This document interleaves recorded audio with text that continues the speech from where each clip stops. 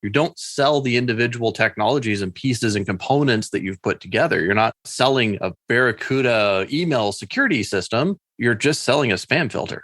And if you sell the benefit of the product rather than the product itself, then the product can be replaced as necessary as time goes on.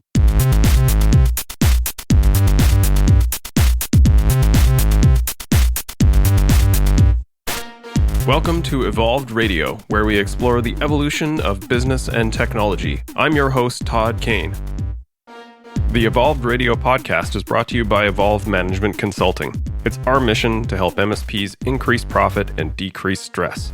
If you're in the MSP industry and manage people, you should really check out my Service Manager training course. It's like the missing manual for how to run high-performance service delivery teams. Most managers in the IT space have never had any formal training. If you'd like to step up your game and become a successful manager, check out the Evolved Service Manager training course at training.evolvedmgmt.com. That's evolved with a D as in Delta. Or you can visit my homepage and scroll down to the training section. Today, we're continuing our series of interviews with MSP owners and operators. We peel back the curtain a bit to hear from the people working inside their MSP businesses. We focus on revealing the lessons learned and experiences in building a managed IT service business. Joining me today on the Evolved Radio podcast is an MSP Channel champion, Ernest Murry of Genuine Technology. Ernest is a well-recognized member of the MSP community. His focus on SOPs and strong technical standards is often used as a reference point for others. We also talk about his view of security on our industry, and Ernest provides a host of insights from his experience growing his managed services business. If you enjoy the show, please consider leaving a rating and review in your favorite podcast app. It really helps to spread awareness and bring more listeners to the show so we can share the message with more of the community. Now, on with the show. Ernest, welcome to the Evolved Radio podcast. Hey, Todd. Thanks so much for having me. Great to have you. So another guest in this series that we have running around MSP owners and operators, and kicking things off with a common question. I'm always curious about people's history on this and like to know, what was the story behind you starting your first IT business? Was there a point in time or something you reflected on where you said, you know what, I'm gonna start my own IT company? What was the story behind that? It's a great question. I started my MSP. Throughout my life, I've always had this ideal of making people's dreams come true. And part of that was with my dad and his company. He ran a very technologically forward-thinking HVAC company. So you wouldn't think of heating and cooling and technology, but he really wanted to bring those two together as much as he could. And he loved the aspects of automation and constantly pushing that envelope forward. He was one of the first in the nation to actually put computers in the trucks and start tracking a lot of the repairs and everything that was happening from the truck perspective. And my dad doesn't do technology. Like, he doesn't have a mind for it, but he understands the benefit of it. And so part of me being an only child and homeschooled all the way through, I grabbed onto that vision and started helping him in his business. And then that led to helping other people in other businesses nearby and helping his friends with their companies. And that's how I got started in the IT space, was really just a drive for helping small businesses and making people's dreams come true through technology. Cool. Very similar story to me.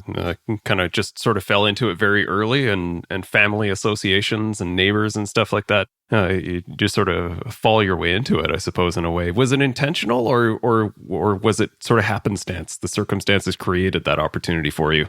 The circumstances very much created the opportunity. My normal desire and odd way of understanding computers made it possible. Very cool. Okay.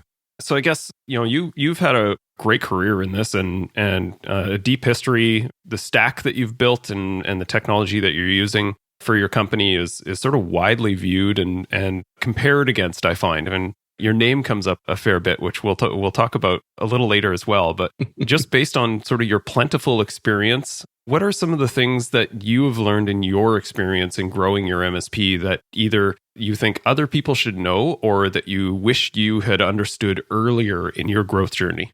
The most important thing, especially when you're starting a new MSP, is, and this is highly overlooked, and it's something that goes against the grain for the people who are mostly starting MSPs, marketing and sales. Marketing and sales is just, we start off as, you had this chat with Paul, but marketing and sales is something that is not natural for most MSP owners. And it's something I wish we had focused more on when we were developing our company in the early stages before we had a bunch of clients, building that marketing engine so that we had just this natural flow already in place of sales coming in the door. The other thing is that we focused way too much on the technology, which again, stack and technology is something that MSPs really get hung up on. And especially new owners and you're a single operator, you're thinking, I got to get the best stack in place. What we've learned over the years is that your stack is going to be constantly evolving and changing. Don't get too tied into any one particular product or solution because it'll get purchased by somebody or it'll start going downhill or something newer and better and whatever will come out. And that also comes down to the sales side as well. You don't sell the individual technologies and pieces and components that you've put together. You're not selling a Barracuda email security system. You're just selling a spam filter. And if you sell the benefit of the product rather than the product itself, then the product can be replaced as necessary as time goes on. You're right. That's one that I see a lot is that analysis paralysis of, well, I'm not quite done, maybe this, how should I build this and what else should go in here? And, 3 months later, the person is still sort of holding back from launching a service or adding a new solution because they're just constantly sort of turning the dial a little further, which is a bit impossible in an industry that, as you say, is changing so much. I often joke it's an industry with a 6-month shelf life. So, learning is just a state of being in this industry for sure. And I think a lot of that comes down to the mentality of the people who are attracted to the MSP world and the IT services world. And that is that they want to have things perfect. They want to make sure that everything is in a row, that everything's lined up before they execute and do something. And just like you said, that paralysis by analysis, that overthinking it, that constantly going after something will cause business failures and it will cause you to not be where you want to be. You've got to be willing to take what's good enough for now and be willing to modify it, change it, and expand it later on. Right. Yeah. So the sales and marketing, what have you found to be effective? Like you say it's an important component for MSPs to get right. It's obviously a space where they're not terribly comfortable. So what are the components that worked well for you early on or that you later learned were really key components for that sales and marketing engine? The sales and marketing side has always, at least for us, been through referrals. And again, I think when we're talking about finding new business and we were talking about the MSP and the IT space, it's a very relational business. And everything that you're doing within this business is based on relationships and trust. A company is coming to you or a company has a need for an IT provider because they don't understand it. They're stuck. They are in a place of vulnerability. And when someone's in a place of vulnerability, they're going to be looking for somebody that they can trust, that they can hand that responsibility to. And it's not going to be somebody they picked out of the yellow pages. It's just not. Not that we have yellow pages anymore, but Yellow Pages Digital would say different. Yeah.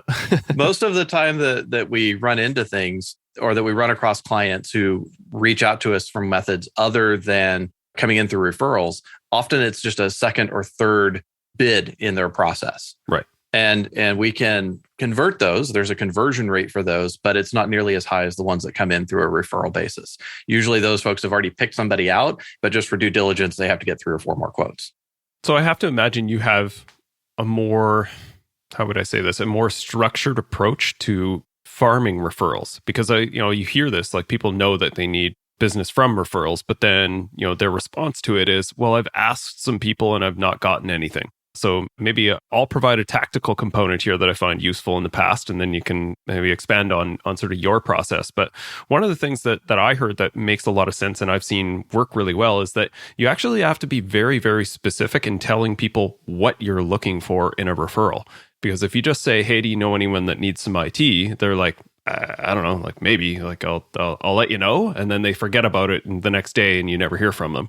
Whereas if you say, do you know other colleagues in your industry that have a business like yours of a similar size that have some level of frustration with IT? They've made comments to you or complained about something. Can you think of anyone that we might be good to talk to and provide some value? And the more specific you are in that description, it's more likely to trigger a memory or a thought in their head of like, oh, actually, yeah, I was golfing with Terry last week, and he said he was frustrated with the IT support that they get. Maybe I should refer that person. So being specific in asking for what you're looking for in a referral, I find is really valuable. What are some other things that you've found useful in a more structured approach to referrals? Oh, Todd, you're exactly dead on there. You can't just say, hey, do you know somebody who needs IT services? It has to be specific.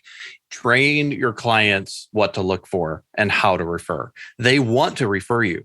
They want to, but they don't know how. They don't understand it. Again, the technology side of things is so vast and vague that they don't know who is an ideal target for you. And when people are making referrals, it's again a very personal and relationship thing. They don't want to send somebody to you that's bad because they feel that could damage their relationship with you.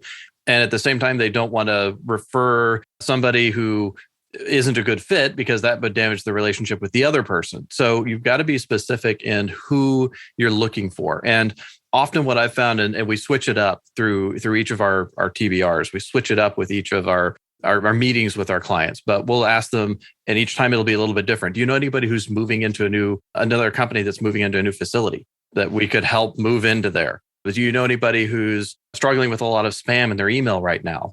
Do you know anybody whose emails are constantly dropping into your junk mail folder? Like there's a lot of ways. And if you come up with these list of very specific things, you can prompt people very clearly and ask for those specific referrals. And then also in the process, make it clear to them that if it works out, great. If it doesn't, that's not going to impact anything with our relationship here. And so giving them that confidence to be able to go and do it. And if you're doing some referrals or you're going to any of these like BNI or any of your local groups where you're getting together with other local businesses, again, the same process there. The people in the room are not your customers. You're not going after the people in the room. You're going after the people they know because they are connectors. And so you have to be very specific in those events to say, this is what I'm looking for, and use that same list of things, but change it up every week so that it's something a little bit different every week. That's a really important point. I think that is not something that occurred to me necessarily, but is a really important point about those networking events. People often say, well, it's not terribly useful because, I went there and just met a bunch of realtors, right? And, they're not necessarily a great client for me. But you're right, they're not the target. So I think that's a really important thing to keep in your mind when you're attending those. BNI is and those types of groups is an interesting one. Maybe that's part of it, is like people are not thinking, they're reading the room wrong as to who they should be speaking to necessarily. But I also find there's a highly variable quality between kind of chapter to chapter and city to city. You think that is a component of it, or is it more just that people are not necessarily approaching the room correctly? The vast majority is that you're not approaching the room correctly. You walk in thinking, I'm here to network with these people and get these people as clients. And that's not the case. You have to see them as connectors. They exist there because they're looking for community. They're looking for people to connect with. And that's the whole thing about those, is to be trading referrals outside of the organization. And while that may seem like, oh, there's a room full of business owners here, they're not really going to be the best fit for you in most cases. So that's certainly part of it. And then the other part of it is making sure that you take advantage outside of the groups to meet with each of the individual members. You've got to develop the personal relationship. Again, IT and MSP and everything that we're doing here is very highly personal. It's very much like a relationship with a doctor, more so than it is a mechanic for your car. Your doctor is going to know a lot of personal info about you and know a lot of your dirty secrets and all of that. And as IT, we have access to that same stuff. So you've got to go out there with that mindset of, let me build the relationships with people and give those people the tools that they need to connect me with other people, with the clients I actually want. Yeah, right on. Want to dip a bit into knowing that we should avoid the stack, but I'm curious, maybe one of the components of sort of your approach to the business is, and correct me if I'm wrong in understanding this, that you guys are quite prescriptive in that you have an integrated stack that is sold as a solution, and you can't really kind of take it on in a piecemeal fashion. The way I would interpret this is you guys have designed a technology stack that provides a solution that is all the components provide some layer of value, and you don't necessarily say subscribe to the good, better, best model or the gold, silver, bronze, but this is our solution. We've tested it and it's good for you, and you're fairly prescriptive in that. Is that the case? And can you kind of expand on your thinking around that? That was a hard one to come up with. We really had to think through from every angle we could possibly think of to put this together. We need tools that allow us to standardize things from a management perspective, right? I don't want to be dealing with 100 different firewall brands. I don't want to be dealing with 1,000 different switches out there. I don't want to be dealing with a bunch of different email security solutions. In order for us to know something, we need to know it in depth. And so we went down to the very core basics of what is required for an IT department to manage a company. And then what tools will allow us to do that across multiple clients. And that was the stack that we landed on. So I wouldn't say that we have a locked in stack so much as I would say that we have a locked in foundation. Once that foundation exists, we can then utilize the tools in that foundation to build and customize to whatever the client needs. But that foundation of good IT support and security is required in order for us to work with a client. Right. And security being an incredibly important component of that, I would assume that was intentional, that those pieces need to be in, right? That the security components are those fundamental protections that protect the business, but also protect your business as well, right? Exactly. I think the best way or the way that I talk with other MSPs about it, I say, when you're picking out your stack, be selfish. Look for anything that is going to help you reduce the number of tickets coming in. And when the tickets do come in, is going to help you resolve those tickets faster. Be selfish. And in the process of being selfish, you're going to discover that your clients are a lot happier because they have less tickets they're putting in, and the ones they do put in are being solved a lot faster, right? So it's a win for everybody if you approach it with that mentality. So while we don't have a good, better, best, we do have a better, best as far as our packages go. And really the best level package adds on more of the account management, more of the business process consulting, more of the security layers and the consultancy and some of the tools that are required for people who have compliance requirements. So things like our 24/7 SOC is only included on our top level package because that's not required for most of your small standard businesses. And that's what falls under what we call our enhanced package. So that's the way that we approached it, is we looked more at compliant versus non-compliant clients, or I think a better way to look at it is security conscious versus non-security conscious clients. Right. Very similar to the way that I think of this is what I often suggest is you want 80% of your package to cover 80% of your client's needs. And then everything else is sort of that 20% variation that is more sort of circumstantial or dependent upon the client in question, right? Right. So security, again, being sort of a ever-present and certainly a rising tide of an issue in the MSP channel. You've been fairly visible, again, in the channel and have a good relationship with some of the security vendors. How do you think about security and sort of the growing concern that it's becoming in the channel? Security is something that we, as our client's IT department, have to manage on their behalf. We have to own that. And I think a lot of MSPs approach it more from the perspective of, let me offer these tools, and then the client picks and chooses. That's not going to put everybody at risk because the client doesn't understand. That's the whole reason they're working with you. They don't understand technology. They are relying on your expertise as an MSP, as their IT department. So we have to take that bull by the horns and say, these are the layers of security that are going to be in place.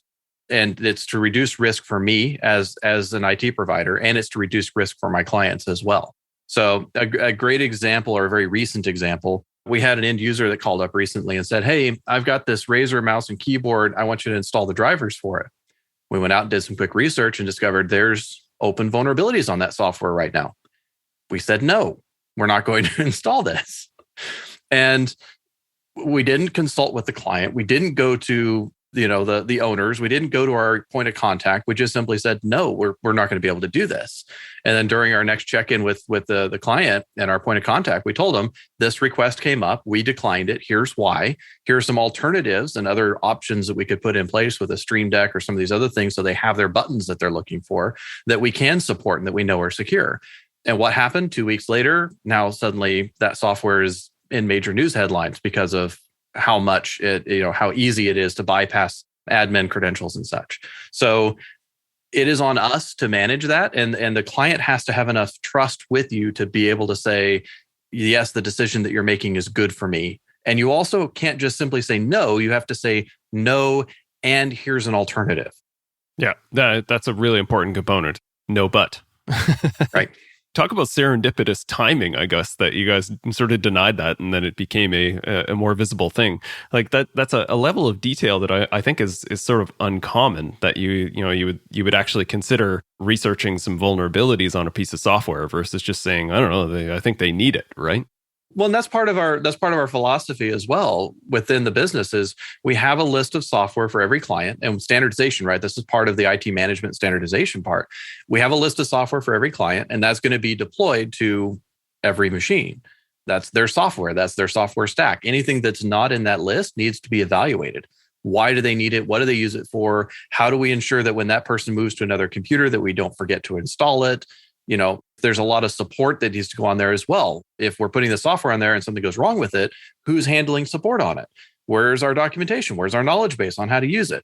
How do we contact the vendor? Because we have to think about it from the IT.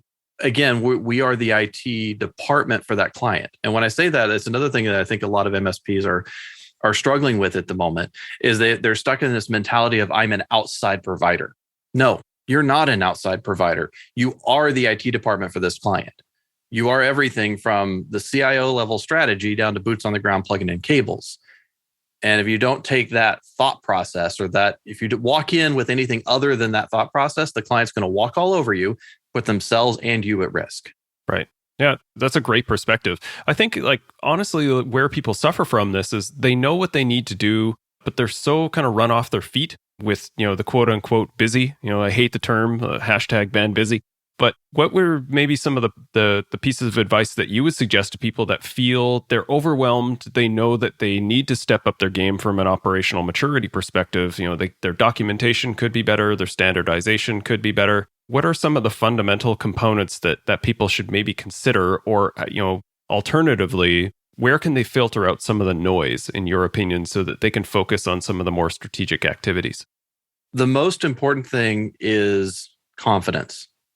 You must have confidence in yourself and your knowledge. You must have confidence in the solutions that you're using to provide service. That confidence allows you to walk in and say, this is the way things need to happen. That's what allows you to take control of your stack, take control of the company, take control of your clients and their IT maturity. And there's a lot of challenge here, because usually on the side of an MSP owner who's a tech, who's really a servant, that's kind of their mentality is to serve, versus the CEO of most companies, the business owners at most companies who are very A-type personalities who are just going to try and run you over. They will completely lose respect for you if you don't have confidence. That's an important perspective. Yeah, it'll certainly help you in your sales game, but also in sort of enforcing the standards that you think are important, right? Sales never ends. Right. It never ends. Every time that you're talking with a client, it is a sales interaction, because you're continually reselling yourself and your value to them. Right. And again, if you come across with that confidence of, we're going to put this spam filter in place and this is why, and this is what it's going to cost, versus coming in, well, we've got this new thing and here's why I think you should do it. And I think you might like this a lot. You don't have that confidence when you're coming across to them. They're going to run over you going, well, it's too expensive. Well, I really don't want it. Well, because they're pushing their boundaries. They're pushing their limits, just like kids do with their parents. They're going to be pushing those kind of boundaries because they don't understand. Really, they do not understand. They don't comprehend why it's so important. But if you come at them with, this is what we're doing, why we're doing it, and why it's important, then that level of confidence is suddenly there. And they're like, okay, great. That's what you think we need to do. Let's do it. Right. So is that come down to fake it until you make it type approach? In a lot of ways, yeah. There's also a lot of organizations that can really help with that. Toastmasters was instrumental for me in learning how to both speak, present, and have that confidence. Yeah, Toastmasters is an excellent organization. Anyone who's looking to increase their persuasion or speaking ability or their salesmanship, I think you 100% agree that's a great organization to check out. And finally, Ernest, as I kind of alluded to earlier, I would consider you a very respected member of the community in the MSP channel. You're sort of grinning. I don't know if you sort of take this with a grain of salt and maybe, how you view yourself versus how people view you. Being a tribal elder in the tech tribe, as well as a lot of people just sort of generally talking about you in the industry and sort of how you think about things, the tech stack that you have, and you're very process oriented. And a lot of people I find tend to try to model off of what you're doing. I'd love to kind of understand your sort of perception of yourself in this. Is your visibility in the community an intentional thing, or is it just sort of something that happened because I see you as a very genuine person and someone that wants to support the community? So did it just sort of rise from your wanting to contribute, or is it sort of a more intentional or unintentional thing that you're such a visible and respected member of the community? Well, thank you, Todd. I'm blushing over here. And Genuine Technology Group is the name of the company, so genuine is part of yes, it's in the name. No, it really has not been intentional. Again, it comes back to that initial philosophy that I've had since I was extremely young, which is making your dreams come true. And I've found that while that initially was birthed out of trying to support the local businesses around me as I was growing up, I'm now supporting the businesses globally that support those businesses. And so by providing that level of as much as I can and putting ourselves out there and putting our mistakes out there, it not only sharpens us because people come back with really good questions and really good things that make me rethink a lot of what we're doing. So it helps us, iron sharpens iron sort of deal. It also provides a lot of value and benefit to those who think through things in a different perspective because of what we do. Any sort of consideration on where that leads you to, or is it just it is what it is, and you're going to contribute in areas that you can, or is there sort of a larger plan for sort of your position in the channel? We'll see. I don't know. I'm open to whatever comes next. At the moment, I'm just here to serve and support fellow MSPs to the best of my ability, in addition to supporting and serving the clients that we have through our MSP. And continuing to grow and support the staff that we have. I think that's really where my position is shifting to at the moment, is from directly supporting clients to supporting the staff, supporting those clients. And as part of that, supporting other MSPs and supporting their staff, right? Just kind of helping everybody as we move along through this journey. But, I don't know. We'll see what the future holds. It'll be interesting. I am a bit curious, just the structure of your service delivery. Is most of the staff for a service delivery in-house, or are you leveraging a third-party master MSP in any capacity? It's a hybrid between the two. So we utilize a company called Support Adventure, and the vast majority, actually our entire service desk staff, is done through Support Adventure. And they find individuals around the globe who provide our level 1 to level 3 support. And so they are dedicated full-time employees for us. They don't work for anybody else. It's not a shared solution. It is dedicated staff. They are much lower cost, and I find that they are much better in terms of how they operate. They have a much better mentality when it comes to supporting and serving than folks that I could find here locally. So we combine that with some staff that are here locally to actually go on site and to support more of the management side of things. And those are, so we're doing a hybrid. Yeah. Were you driven to that just on sort of the friction in trying to find local staff, or was there sort of some other reason that you looked to an outsource model? The friction, so we've always been outsourced from the very beginning, but we did it through some of your more traditional sources with Mission Control and Continuum and such. And having that level 1, 2, 3 stuff off of the plate is really important for us to have grown the way that we did, and for us to have grown as rapidly as we did. We would not be where we are if we were answering phones and trying to do all of that stuff. It was also critical for us to be able to provide that 24/7 support. So it was kind of a natural extension and step for us when we found Support Adventure to be able to essentially be doing the same thing, except that we now essentially own those people. Those people are ours. They work for us. They're direct staff, without having to build out a building and without having to build out a facility. I mean, this rather iconic background here behind me is really it's the upstairs room in my garage is what we operate out of. And we wouldn't be able to do that if we had to have local staff managing everything. Well, historically, there's been a lot of amazing businesses that have been built in a garage, right? Exactly. The other thing I would note about that is it allows us to provide that 24/7 support without having to keep people up late at night, because we utilize a follow the sun model. Yeah.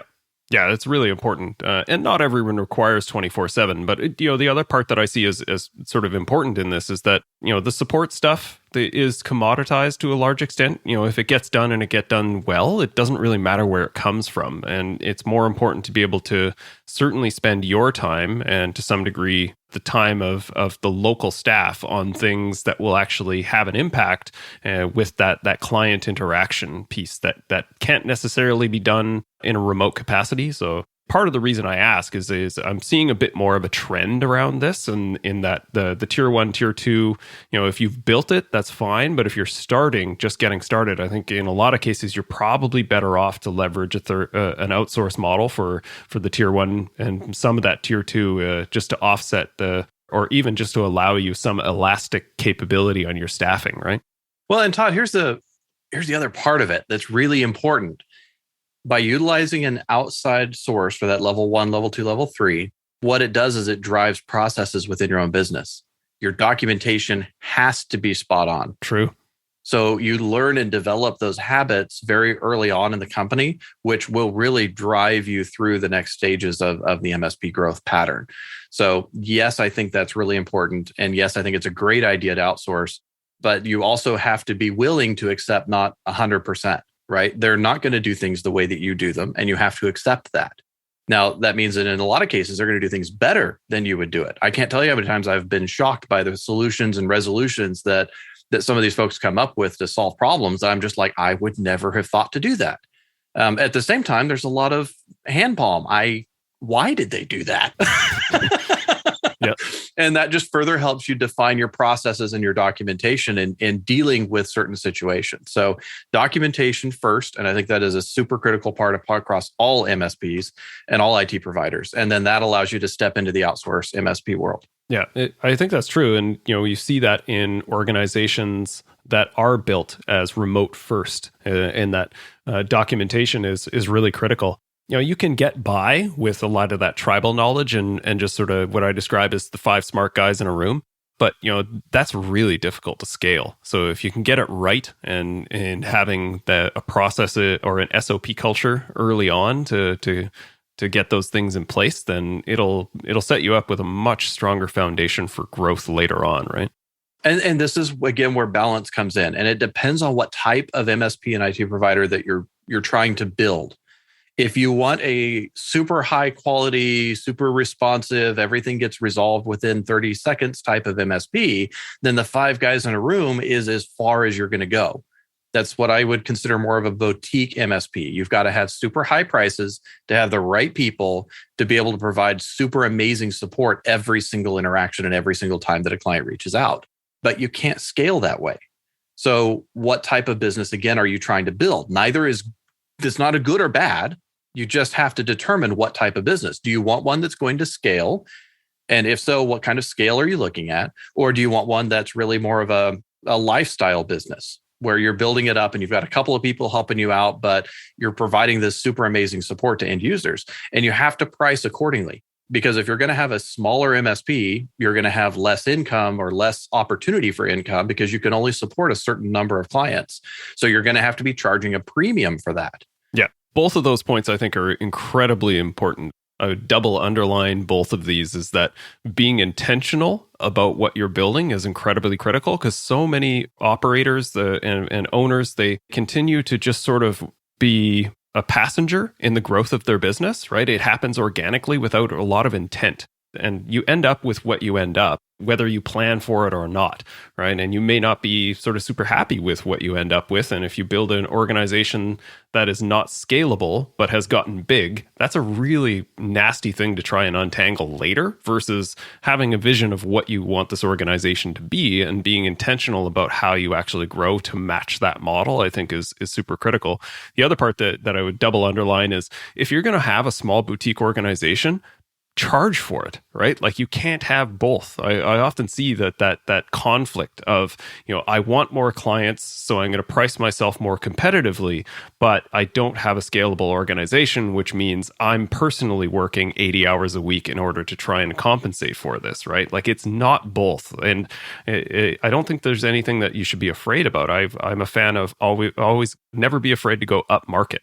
right? And you can sell for more. It may contract a little bit the size of your sales pool, but in most cases, that's going to be a good thing. You're going to end up with clients that are a better culture alignment with what you're trying to build, and they're invested in you, and they're not necessarily price conscious. So that can be a good thing in both of those ways for sure.